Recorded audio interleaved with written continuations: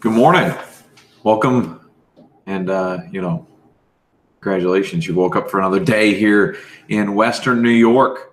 So trying something a little different this morning. This is actually something we experimented with when I first was talking about doing a podcast, which was Google Hangouts on the air. At the time, it was before actually Google within the last few months or YouTube in the last few months has actually offered like a camera or like a live capture option for your phone and for the computer.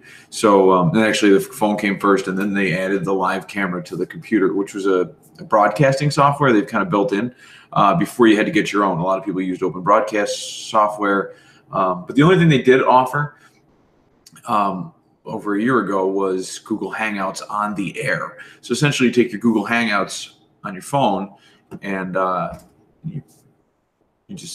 you go on the air with it. So you invite somebody to the link. And actually this morning I was supposed to have a conference with my little brother. He wanted to phone in from DC, and we were going to use this so he could get live audio and video right from his phone, wherever the hell he is, to our show.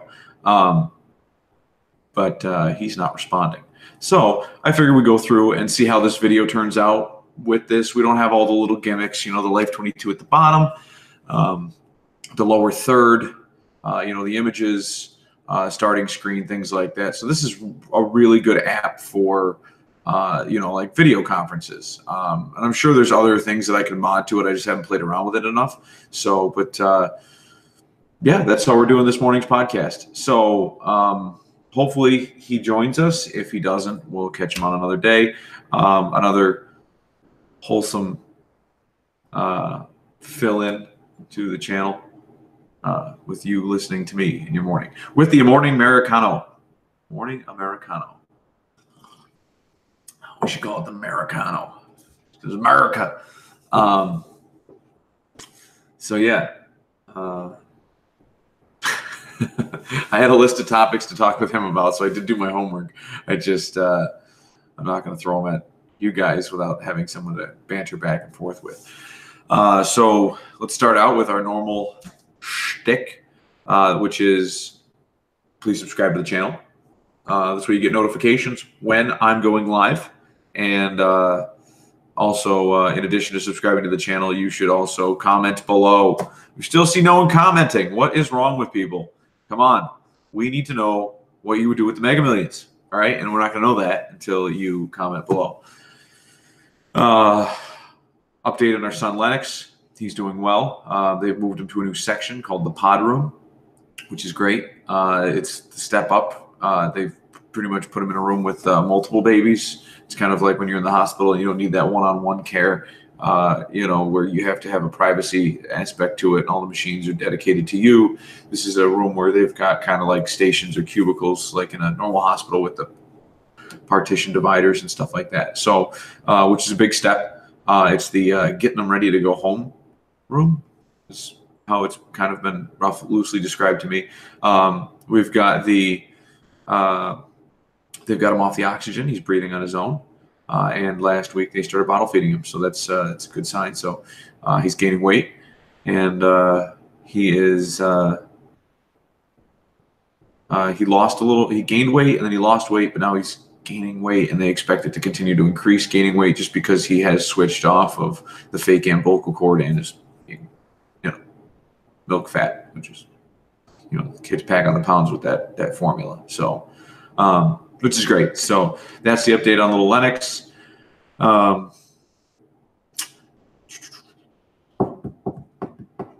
So I guess I'll start by I had a topic that I had picked before my little brother said he wanted to come on, and getting a little lag. Oh, never mind. Before he decided to come on, I had a topic picked. It was it had to do with tenants. I keep getting a mass amount of. I have a couple apartments up for rent, and I keep getting mass amounts of text messages from people. Mass amounts, and it's like, first off, I want to start with how people can't read, okay? Because it's mind-boggling. Which will get us into our next topic, because I know our local fish rep has posted a bunch of things about how our education system and how they have the answer of why everything's leaving, because they're just dictating rhetoric from the state. And I have a completely different take on it. But so, given that our area has a very low literacy rate, I mean, close to that of a third world country, it's understandable why people can't read when you say no pets, no smoking, security deposit, at least signing, equivalent to 1 month's rent.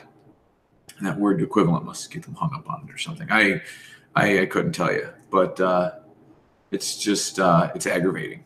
Just the constant, like, what's due at least signing, or is there other deposits and fees? Like, nope, not other than the security deposit. Oh, that's what we're talking about. Well, it says right, goddamn ad, and you just get you get frustrated with these people. So yeah, so there's just a lot of that. Or will you accept pets? Like, no, it says no pets. But that's just to scare people who don't want to ask away. Like, no, it's not. No, it's just, I don't want your pets. I don't want your pets. My family eats macaroni and cheese and, like, cheap chicken when we could be eating steak, because people bring pets into rentals and then they destroy them. You take a $60,000 building and it's now worth like $10,000 because of your one pet. That is what pisses me off. And people are like, oh, my pet's like my family. Well, I guess your choice of family, your inability to reproduce is trying to keep the old Kevin at bay and not just blow up on people. But I mean, really, like, people and their pets, it's just, they're like family. Well, I get that. I have pets. They're like family. I went out and bought a home. Well, I can't buy a home. I have bad credit. Why do you have bad credit? Like, bad credit is based on you. Like, if you borrow money from a friend and you don't pay them back, that's bad credit. That leads something to your character. And so if you have bad credit, like, it's one thing to have like one mistake. Hey, I was 18, I had a credit card and I just went bonkers. But then, I started paying off my credit. You can see where the credit line is increasing. You know what I mean? That makes sense to me. That's easy. Like, let's talk about that. Like, that is a trend of your character is getting better. Obviously, you made some mistakes in the line of spending money and money management when you were 18, which is understandable. And now you're working on it to make it better. And if a lot of people don't even ask the banks. They just say, oh, bank's not going to lend me because I have bad credit from when I was 18. Okay, well, right there, you're not asking, so you're going to continue to rent for the rest of your life because you're not asking those questions. You're not finding opportunities. You know what I mean? You have to, if you want help from a bank, you have to ask for help. People don't just hand help out. Well, I mean, the government does, but that's a whole other issue. Maybe that's what I'll do on Thursday. If I don't get a guest on the show, I'm going to talk to you about my theory on welfare reform. I have a good theory. It's a very cold turkey theory, but play out a lot of the options. Anyways, yeah, it's just nonstop belligerence of tenants, or potential tenants, and or I've got cash in hand. I got that 9 times in one message yesterday. Just bloop bloop bloop right on Facebook. Boop boop boop boop boop boop boop. Hey, I have cash in hand. Like, no, I need an application. I need to do a credit check. I need to do a criminal background check. I need to read this test. Application's a test. It's a logic test. It says, hey, logically, can this person afford this apartment? It's really easy. It's super easy. You make $500 a month. Your rent is $550. How can you afford this? Your rent is $550 a month. You make $800. Okay, you can cover some utility bills. How are you going to eat? How are you going to continue to pay the car insurance on the car you drive? And you're going to fall just short, and I'm not going to set you up to fail, because if you fail, in the end of the day, I'm the one who gets screwed. So I'm going to do my best to make sure that you're not in the system set up to fail, which might mean you don't get my apartment. And you can be mad at me all you want because, well, I really want it. Okay, well, you wanting to buy gum on your checkout, if there's an impulse buy, is not my problem. It isn't. So, yeah, we've got that. And then I'm trying to think what else there is. There's a lot of, but that cash in hand. Oh my God. Like, I'm reporting it on my taxes. I don't care if you give me cash. I don't care if you give me a check. I don't care if you give me cans of SpaghettiO and chicken feet. I really don't care. Do not care. I'm claiming it on my taxes. If it's, if it's $550 a month worth of SpaghettiOs, and we've agreed to that, I'm claiming $550 in, in equitable value each month. I mean, but cash in hand. Oh, well, that means you have the money now. And it also does not mean that you have, if you didn't fill out an application, I don't know, you have a job. How are you going to keep paying that? Is that like cash assistance? Are they just giving it to you every month? And because they're giving you cash and they're not aware you have a landlord, they don't have to send me a letter. There's a lot of different things to that. And it's cash in hand is actually, to me, a little scary, unless you fill out an application, say, I also have, don't use the term cash in hand. Say, I also have, your application will say, oh my God, this person makes this much a month at their job, which is well over what their living expenses are. Plus, they've got $2,000 in the bank in savings. They can easily pay for the first month's rent and security deposit, and then continue to always be ahead and be putting money back into their savings. Because clearly, they have great savings habits. We could have packed this idea all day. So, that said, the next complaint I've been getting is, your rent seems a little high. Well, yeah. I make sure my places are up above minimum standard quality of living. You know what I mean? They're going to be nice places. They don't have to be like Taj Mahals, but they're nice places. I mean, does a couple porches need painted? Sure. I mean, there's always work to be done, but I mean, the inside where you live will always be nice. And then as they go through and we paint a house, and we side a house, or we replace a roof, or we do a chimney. I'm usually by my rentals every Sunday. I swing by on Sundays. I pick up the recycling. Tenants pay for the garbage through Beekner Waste Services, which is a great local company, by the way. They've never done me wrong. Their money doesn't go to Massachusetts or Vermont or wherever the other local big bad boy is that everyone's always, oh, they're such a great big company. You got so much workers. Well, guess what? Other workers are local. They relocated those assholes. They relocated every single one of them from Vermont or Long Island or wherever the hell their nearest main branch is in the state of New York or just over the border. And a lot of them, they're just miserable. They don't want to be here. And they hire a couple local people. The other local companies, local owners, local workers. Anyways, the tenants, I set them up with a contract through them, so they have garbage every week. Don't have to remember to buy a sticker. Oh, here, if you're not familiar, here in Western New York, we have stickers.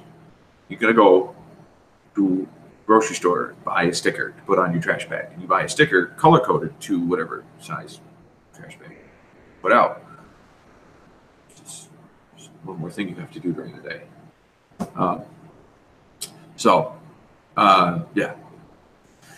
So this makes it convenient on tenants. They get a lot more bang for their buck, and then the recycling I don't have included, and I handle that. I take the recycling out. The wood burning stove at our house, we keep the fire warm with some of the cardboard and paper. The rest of it all goes out to a recycling center. So, and then the tin cans go to the scrapyard, and the pop cans. That's how it goes. It buys beer. I mean, it's not a lot. You know what I mean? I might pick up 10 cents in cans a week. But it's still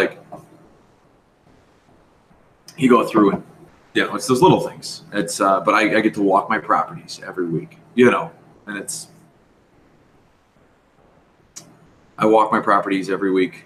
Make sure there's no litter on the grounds, and I pick them up and I throw them in those trash cans. And then I pick up recycling on the ground, and I get to walk around and, oh man, I didn't notice that the bricks towards the top of that chimney were loose, and boom, guess what? It's tuck pointed. So, yeah. But yeah, there's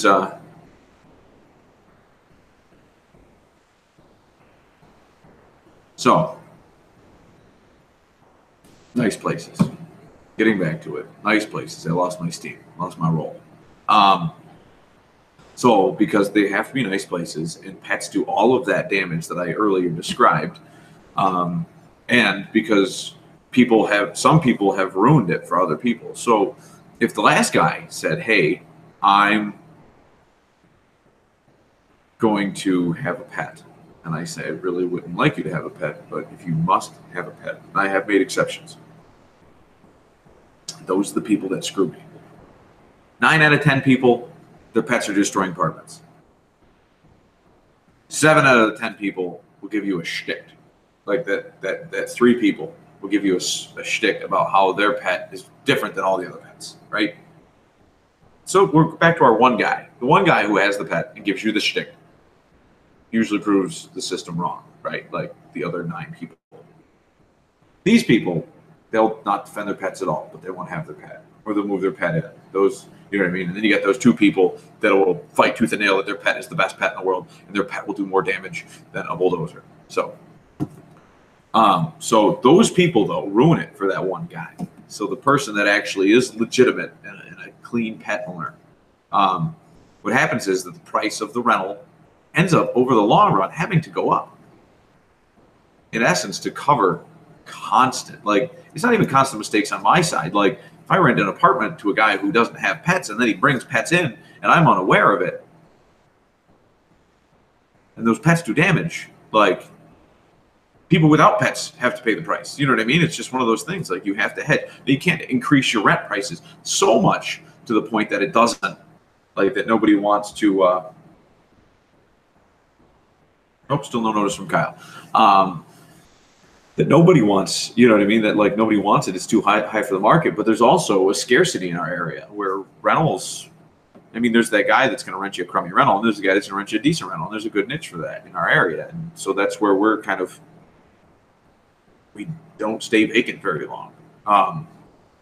And I have the ability to ward off a lot of people, either based on price or I can be more choosy, which is great. And I'm not afraid to let an apartment sit for months just because I don't want to. I don't want to. Oh, I can make $500 this month, but I can lose $10,000 in 2 months from now just because I let some asshole move in and they clearly didn't give a shit about my rental. So. Or the way they live or anything. So, I mean, there's been some bad ones. I'll actually have to reshare a video or upload it to from I have an old private YouTube channel, and I'll have to upload that. Tenants came in upstairs from my own house. Lived there for 2 years. I had done inspections. Their kids were kind of messy, but I mean, I have kids now, and I see how cluttered a house can get. And then all of a sudden, you start moving bags and boxes like they were cleaning up. And they left like 32 bags of trash, 1,700 pizza boxes. And then there was like food in corners of rooms, and like kid urine, like in corners. You could see where, like, it was pretty blatantly obvious. A kid colored on the wall in crayon, said, "This is my pee spot." And then there was a yellow stain on the wall, or like a, greenish, whatever, like color stain with mildew on it. Like, if that doesn't say like the kid pissed there, then I don't know what the hell to tell you. And so it's just, it's nerve wracking with these rentals. Some days I don't know why I'm in it. I don't know why I do it. And, but it's not an easy thing to get into. So it's also not an easy thing to get out of. So, but we get by as best we can.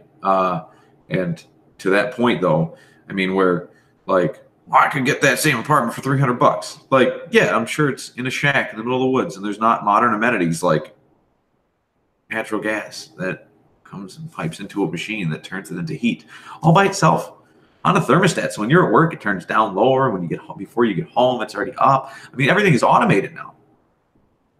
$300 a month, you better be outside splitting your own wood, and throwing it, which is nothing wrong with that. I split my own wood, and it's a great exercise. But I also have an automated system in my house called a boiler that runs on natural gas, and if I don't have time to, I pay the added expense of, it keeps my gas bill down by burning wood, but I got to work a lot harder to keep wood in the house. So, I mean, it's if I was out working a job, I'd pay the automated gas, you know what I mean? So where you see a savings in one aspect, but I also get a free workout out of it.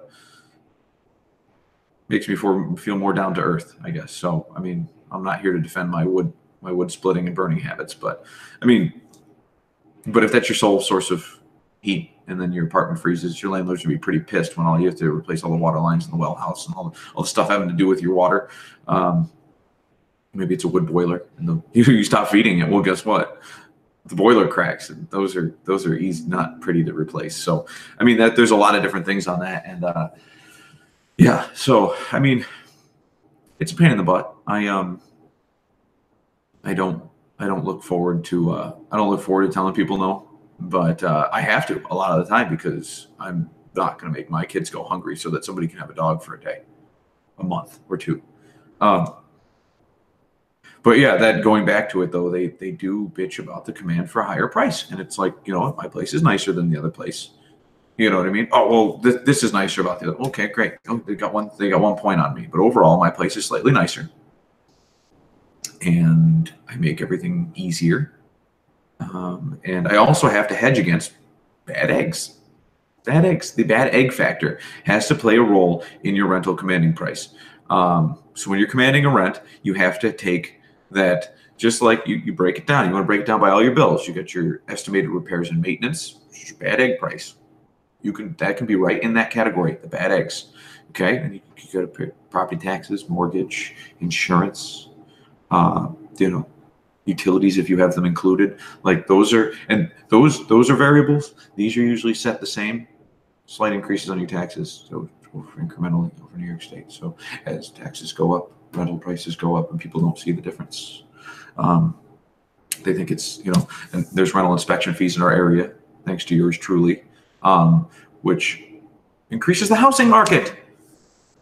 Houses can't be unlivable, because then people could pay $100 a month. They're commanding $100 a month. Now the guy trying to sell an apartment for $500 has to come down to $400 because he's got to compete with all these people flooding the market for the $100 a month rentals. The $100 a month rentals are not fit. They're slightly above a bridge, living under a bridge. So by making everybody the bare minimum standard, everybody's at $300 in rent for the minimum, because that's what a minimum standard apartment.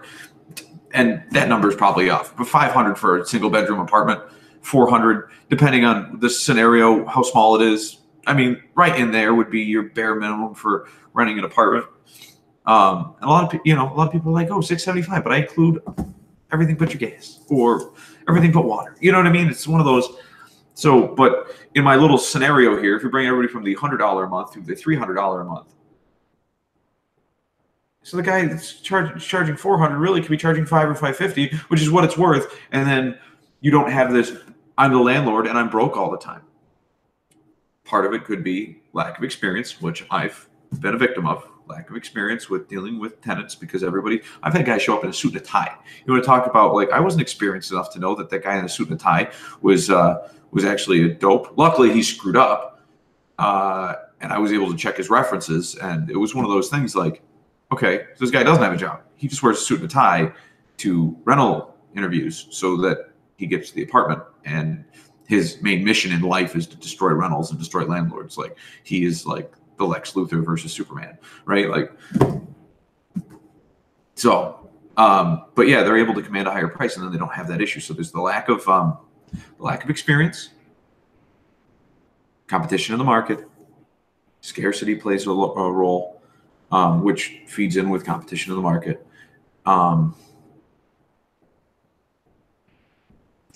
And overall bad tenants, I cannot solve that one. That one can't be solved. Local municipality help with helping with the market command and demand. And the first one is experience, so you have to be in the game for a minute to get that one. But the last one, which is the overall aspect of tenants. Tenants can be real scumbags, and they can be awesome people too. So, I mean, but the problem with our society is that we're like, no matter what economic status you live in, upper class, middle class, lower class, you shouldn't live like a scumbag. I mean, like, you don't have to eat filet mignon to not be a scumbag. You know what I mean? You don't. Well, I eat filet mignon, but I mean, I shit on the floor. You know, that doesn't make you not a scumbag. So,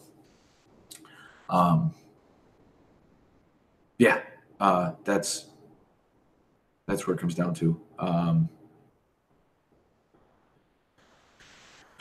So, I can't change that one. Society has to change that one. There's going to be a major revolt here in the next like decade. I see it. This like whole like, was it the bourgeoisie and the proletariats or something? I don't know. It's like Russian farmers revolting. Jordan Peterson brought it up. There's nothing that stops, during a revolution, the haves and the have-nots. You have it.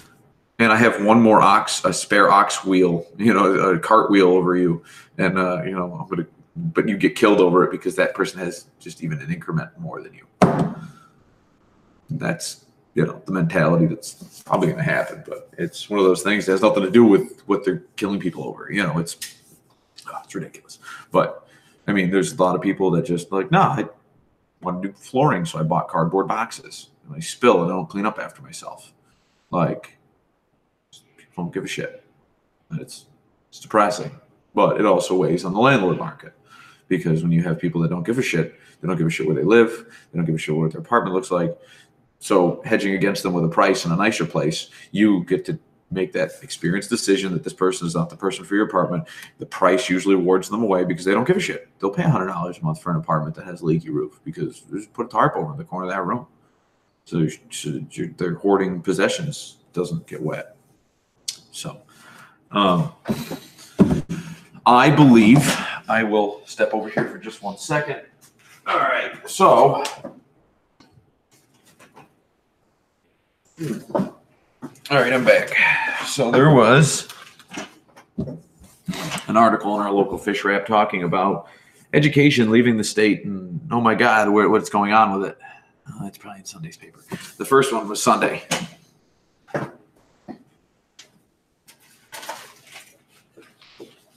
So, and I'm not just doing this to pick fun at. I'm not picking fun at the local fish wrap. My statement does, because me and being the editor apparently don't see eye to eye. But and this was printed in this similar article because it was information listed on the AP wire across New York State. So there's a lot of local papers writing about this. So not picking on you. You're just the one that locally is delivered in our area. Stealing either. So it talks about how the enrollment is shrinking and declining, which is also declining our tax base. Well, if enrollment is declining, guess what? Our school tax bills should go down, correct? That would make sense. So that is a beneficial thing, right? So people bitch about, there's a blighted house next to my house and it'll cause my property value to go down. First off, I know the tax assessor, and it is like pulling teeth to get him to lower anything. It's his job to make sure that your taxes never get lower. So you don't have to worry about the value of your house dropping because he doesn't want to lower your taxes.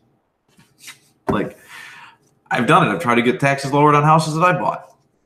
And a lot of times it's like pulling teeth. So, but your school tax bill should be based on the population, correct? They give you that big notice like, well, they're not going to lower your damn tax bill. You know they're not. You know they are not. So what's going to happen is they're basing on what you pay on school tax based on what your house is worth, right? But then they send you this nice little letter in the mail every year that describes, what about, we generate from your area this much money, and there's this many students. That means that we're spending $20,000 a student, or wherever the heck it is. Well, if the number of students goes down, if it goes down by 5 students, isn't that $100,000 that just gets knocked off the total tax bill out of a $40 million budget, which is ridiculous. We have a literacy rate so low and a graduation rate so low that we have to spend $40 million. And if you ever watch Joe Rogan's podcast with Larry Sharpe for governor, Larry talks about this. This is the one part of the podcast that actually Joe's not familiar with New York State education. So I could see why, like, and Larry could have done a better job explaining to Joe, how it works in New York State instead of just giving, because he was just kind of like snipping one-liners at him, like, there's a guy filling out paperwork.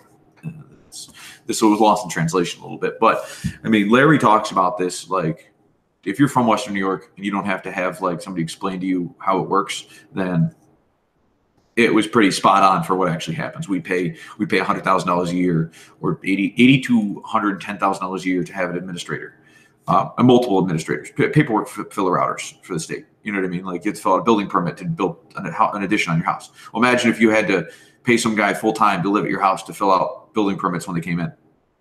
Sometimes building permits don't need to be pulled, so you don't have to. Well, this guy can also collect my W-2s, right? Like, that's the guy's job. It's just shuffling paperwork for the state to make everybody happy. Well, there's a lot of money lost there because we have to pay thousands of people across the state $100,000 a year to move paperwork around. How much does your mailman make? He moves paperwork around. He didn't get shit. Those mailmen, you know their code. What is it? Ice, wind, and sleet. I shall prevail, or whatever. Be it ice, be it wind, be it rain or hail, you will get your mail. Is that? But you get the point. Those guys don't make $100,000 a year to deliver your mail, and they're shuffling paperwork. These guys are filling out a form. Oh, does that make it any different? You sure, like the mailman, when he gets bit on the ass by your dog, by the scumbag tenant who doesn't take care of their dog, doesn't have to fill out a form like a cop discharging a gun. Like, hey, I was bit at work by this dog. No, I don't want to file disability. I'm a working adult. Why are you asking me this shit? Right. Like, anyway. So, but they don't go down.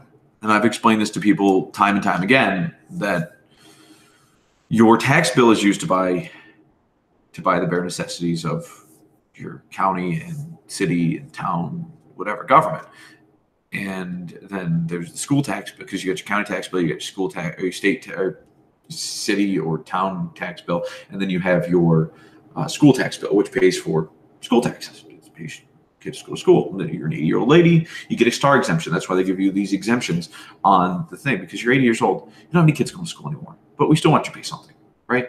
But we want to give you a break because you're 80 and you're probably on a fixed income, right? So that's how they do it. But it's all based on what your house is worth, right? So if your house is worth $50,000 a year, you're paying like $3,000 in overall taxes on your house, excluding the star exemption, of course. And you get a star exemption for being your primary residence. So if it's income property, they get you more. So there you go, landlords. But you're making money off of it. So it's a give and take, right? But roughly your city and your county tax are about roughly the same price, right? Like, if it's like you're paying $800, if you've got a $50,000 house, you're paying like $800 in does that add up right? $750 for the county. Or you might be 8 and 7, right? Like, it's very close. They're like they're 1/4 of your bill. Because then the other one, which is the school tax bill, you're looking at like $1,500, right? So like the two of these together are $1,500, and then your school tax bill is $1,500. And so overall, you're paying like $3,000. But $1,500 is going to the school, but it's based on what your house is worth, not how many kids are in the school, right? But when there's more kids in the school, they're spending less on each student. Not really, because there's overhead costs, and people don't explain that to them, because most politicians and most state workers don't explain to the because you learn a lot of this stuff in late high school or early college, that there's overhead fixed costs, and then there's variable costs. So that a lot of this makes sense. If you went to college, because they reinforce that idea, or if you really paid attention in your last 4 years of your high school career, the last 2 years of your high school career, where they go over a lot of this in basic business classes and stuff like that. So, but I've explained this before. My mom lives in Connecticut. She pays $5,000 on her $300,000 house. We live in Western New York, where we pay $3,000 on a $50,000 house, right? Like, okay, well, but if you don't look at it that way, you look at the population. She lives in a township that has 25,000 people. We live in a township that has under 15. Right? So like the tax per parcel, and she has roughly the same amount of parcels, they're just bigger parcels, bigger, nicer houses, right? Well, so if you base it on parcels, right, you assume that it's based on families. It's good, rough, follow the idea here. Okay. So if every family pitches in an amount to pay for all the things that all of our families use, right? It's like her amount is bigger. The parcels are the same, but her amount that she has to pay each month or each year is bigger because of the fact that their population is just under double what ours is, right? Like they're 25, we're 15. That's, that's two, it's not quite half. You know what I mean? If we're actually probably closer to 12.5, but we're like 14, 13, something like that. Yeah. So, I mean, like, that's where you can see, like, it's not 2,500, but to make the math easy, if you wanted to say we were 12.5, then your taxes would be about 2,500. And it's all based on the population and the demand. The demand is there for the population, right? You're buying, people have used this term before, groceries. You're buying groceries, right? So if you're buying groceries with, your tax dollars, right? You're buying roads, you're buying snow removal, you're buying the heating a municipal building for lawmakers to meet and the mayor to have an office and a place for people to pay their tax bills and a place for the local court to establish themselves, the police department to hang out, the fire department, and then you're also paying for the police department, the fire department. You're paying for their vehicles, their upkeep. There's a lot of different things. You got to New York State. It's a union state. You got to pay for. You got to pay. Union wages. You got to pay for health insurance. You got to pay for disability, workers' comp.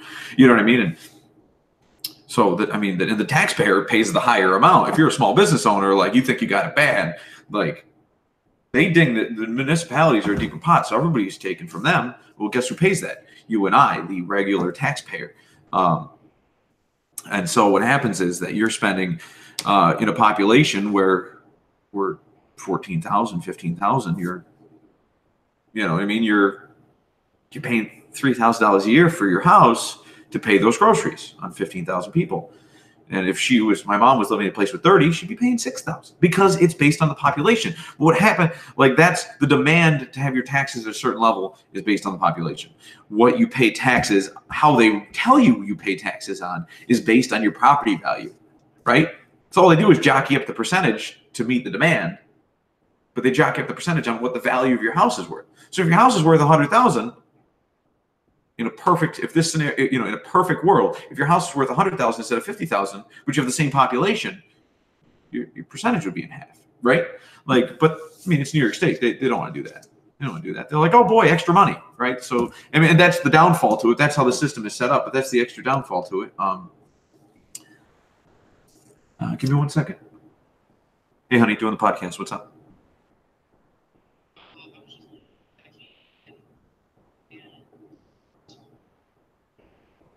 Okay. I'll wrap this up and I will come over and see Quinn. All right? All right, love. You sure? Oh, well, I'm going to go pry the van open then. Okay? All right, love you. Bye. All right, guys. Well, apparently I have to cut this short. I have to go help Jimmy the van before the coffee shop opens and before Quinn's late for school. So, apologize for cutting you short in taxes, and maybe we'll talk about the local state education and their BS on Thursday. So don't forget to subscribe. Don't forget to comment. Let me know your thoughts on what I'm talking about. If you agree, you disagree, share the video, subscribe. And thanks for tuning in, guys. And we'll have guests for you hopefully later this week.